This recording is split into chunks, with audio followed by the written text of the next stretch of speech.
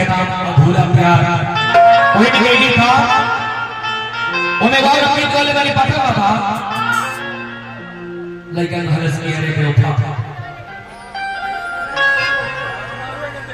कि जाने जा जा ऐ बेवफा जाग जा जा ऐ बेवफा हर तू भुला गई हो। जिंदगी बहुत सुंदर है, जिंदगी बहुत सुंदर है, लेकिन मुझे जीने नहीं आता। हर चीज में नशा है, लेकिन मुझे पीने नहीं आता।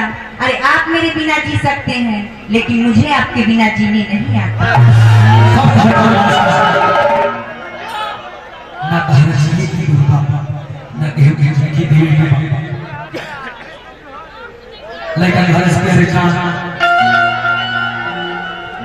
कि जा जा जा ऐ बेवफा हर कसम तू भुला गई हो।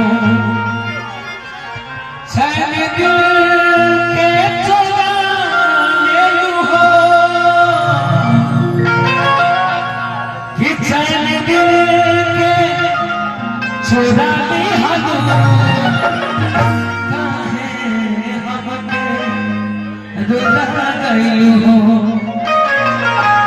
आंसू में न ढूंढना हमें, आंसू में न ढूंढना हमें। अरे हम तो तुम्हारी आंखों में नजर आएंगे। तमन्ना हो अगर मिलने की तो हर घड़ी सामने नजर आएंगे। इश्क वाले आंखों ही आंखों से बात समझ लेते हैं। इश्क वाले आंखों ही आंखों से बात समझ लेते हैं। सपने में मिल जाए तो मुलाकात समझते हैं। हर वक्त तो है आसमान की अपनी जमीन के लिए मगर लोग उसके आंसुओं को बरसात समझ लेते हैं। माना कि मिल नहीं पाते, माना कि मिल नहीं पाते। ऐसा नहीं कि आप हमें याद नहीं आते, पर जो बस जाता है दिल में वो कभी दिल से भुलाए नहीं जाता। आइए भाई लोग आदेश दरते आलम के योगी को कुर्बान फकर बटनी गाने होंगे नहीं का बड़े के को हुआ था कहा तकारे जानी तुम दिल हुआ करती थी मैं जान हुआ करता था। तुम दिल हुआ करती थी मैं जान हुआ करता था। मेरे आशिकों में पहले मेरा भी नाम हुआ करता था। मुझे मालूम नहीं था तोड़ दोगी इस तरह मेरे दिल को। तुझे पाने के लिए दिल में लाखों कि चाहे जाने जा भुला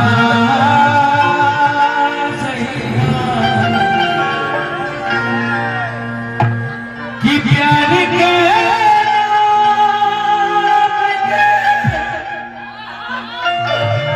बिना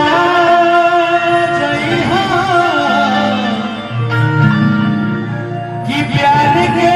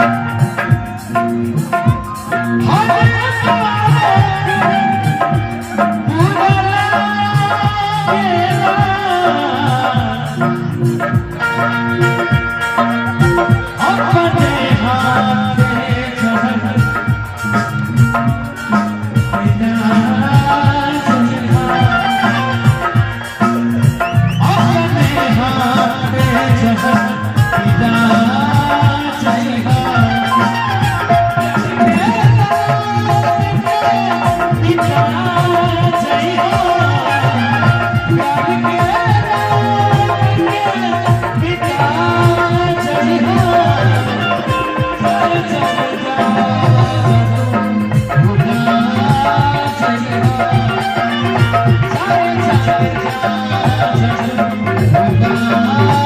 जय इसके सपने